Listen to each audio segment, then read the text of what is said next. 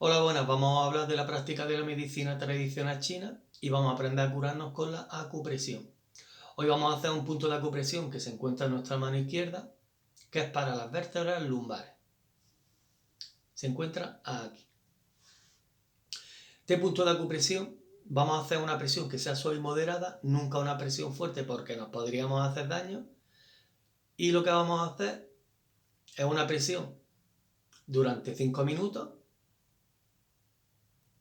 Descansaremos 2 minutos y volveríamos a la acupresión. Este punto de acupresión lo vamos a hacer 3 veces.